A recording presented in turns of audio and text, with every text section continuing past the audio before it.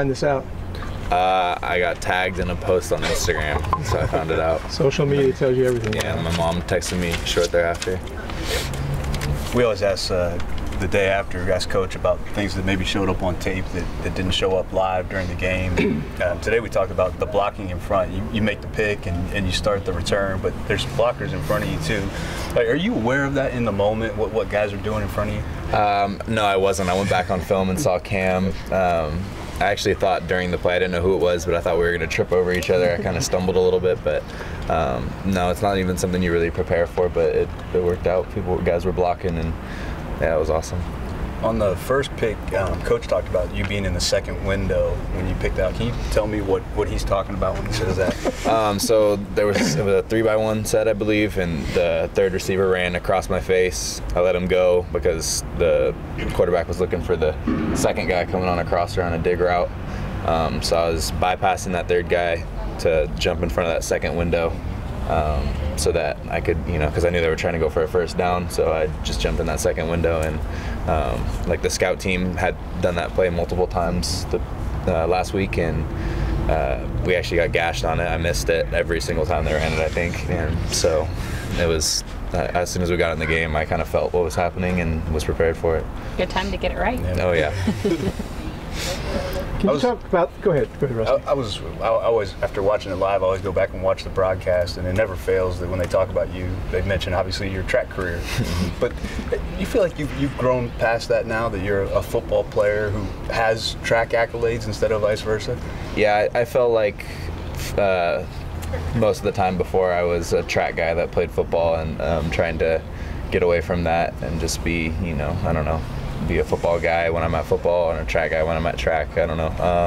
And I felt like since I've been able to make plays and that I have been able to adopt that identity when I'm up here as a football player. Coach was telling us about the spring game scenario where he thought you were going to go, they had let you clear to go run in a meet, and you said, no, I want to be in the spring game too. What can you tell us about that? Yeah, so that was it was a smaller meet, and we had a guy that could run the 4x1 probably just as well as I could. So the only reason I would be going is for my hurdles, and I already had a decent mark for that for regionals. I don't expect, how I had a decent mark for that. So I just decided I would stay at the spring, or play in the spring game, and try to earn my spot up here. It seemed to mean something to the coaching staff that you wanted to do that. Did you feel that from them, that they were trying to work with you with your schedule, and you were trying to show them how much football meant to you? Yeah, I already felt kind of guilty that I was missing some Friday and Saturday practices to be down at track. So I felt like that was the right thing to do. The spring game felt like something I needed to participate in order for me to grow as a football player, and just another opportunity to show the coaches what I could do. I was still trying to earn my spot, and I still am, but I felt like that was a big thing for me. I needed to get under my belt. I feel like conditioning for hurdles would be very, very different from what you're doing for football. How hard is it to kind of get your body from track to football? It's not that bad. The biggest change is in the weight room. We have things that get moved around, but both sides are pretty flexible, and it's pretty easy. Ashtyn, when you started playing football here, Cal wasn't very good defensively, and you were just learning how to play the position.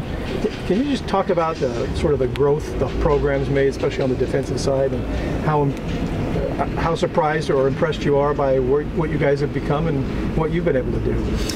Well, scheme-wise, I couldn't tell you much what has changed much. I was pretty much just playing scout and trying to learn corner. All I really knew was to not let the guy in front of me catch the ball. I didn't know much about scheme and play calling and whatnot. I just kind of did what I was told. But now I feel like every guy on the defense, every position group has a good understanding of the defense and where they fit, and that's means it made us so much better in every aspect of the game. And I think that's just the biggest thing, is everyone understanding not just their assignment, but where their help is and where they're supposed to fit in the defense, just doing their part. 2 years ago, could you have imagined you guys would be as accomplished defensively as you are now? Probably not. I mean, if you told me that at the beginning of this year, I would have told you, I would have believed it. But 2 years ago, maybe not. I'm not sure.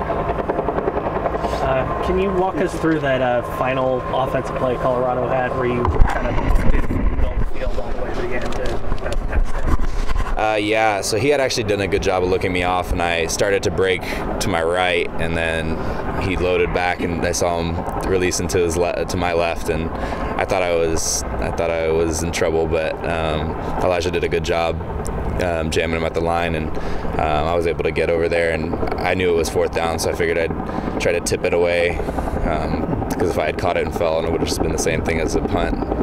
So yeah. You had to boil kind of the defensive mentality down to a couple words. What would they be? Smart and tough. We've been emphasizing those two things all, since the new coaching staff got here, really, but even more so since the spring, and just kind of being smarter and tougher than whoever we play. Why wouldn't that always be the approach that defense takes?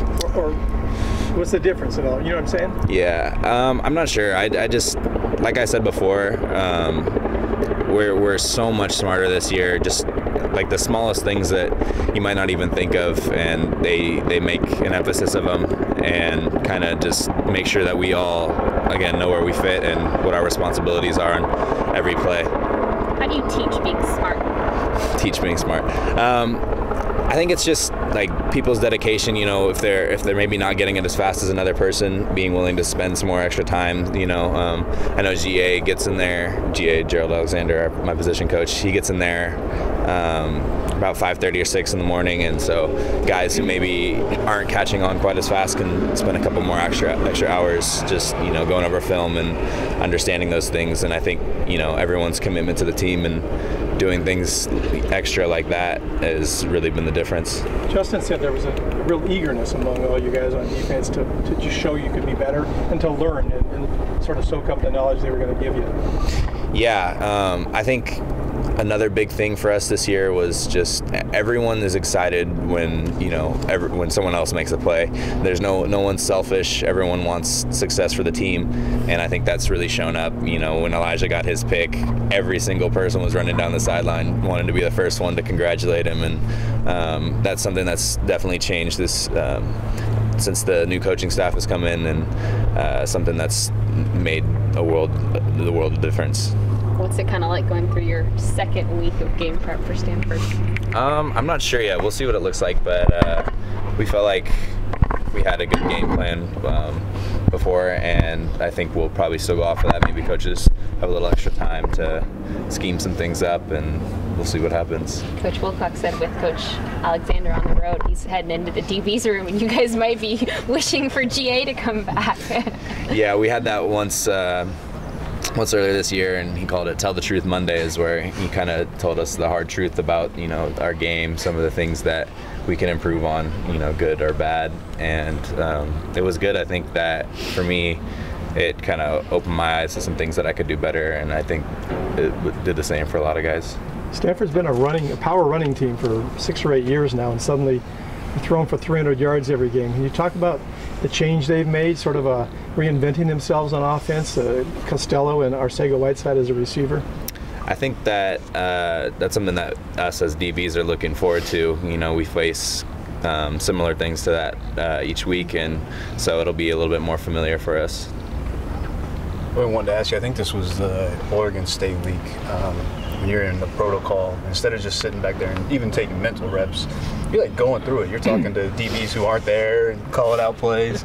What do you remember about that week, and what were you accomplishing with that? Well, I talked to the trainers, and they said that I basically could do everything at practice unless it involved another person, which was pretty much everything. So I stood back about 30 yards from the play so that I made sure I wasn't in harm's way or anything, and just kind of went through each rep like I was in, because I didn't want to fall behind or anything. So yeah, I just felt like that's what I was supposed to do. We were having some good conversations with the DBs back there. There was none back there, but yeah, I was having some good conversation. I was just trying to. So yeah, that's something I struggle with sometimes, is communication. So I was just trying to really emphasize that, even with no one out there, obviously. I think every time we talk to Jordan, he talks about your communication with him. How much has that improved throughout the couple years here? Oh, this year especially, we made so many gains because a lot of the times I'm giving hand signals and I'm talking, and I think I'm just talking to the corner, and vice versa. He's talking to outside linebackers and stuff, but doesn't realize it might affect me too. And I think improving our football IQ has also, allowed that to grow our communication with each other. And just knowing when he needs to, echo me the call, and vice versa when I need to maybe say something or hand signal something to him, and it's made such a big difference. How much of that kind of stuff and the disguises that you guys are doing, how much of that do you enjoy about the game? I love it. It feels like a chess match sometimes, just when you're able to show something and maybe bait the offense into doing something, running right into a blitz or throwing into a cloud corner or something. And it makes it so much more fun when you're playing the game within the game. You guys good? Thanks so Thank you much. guys.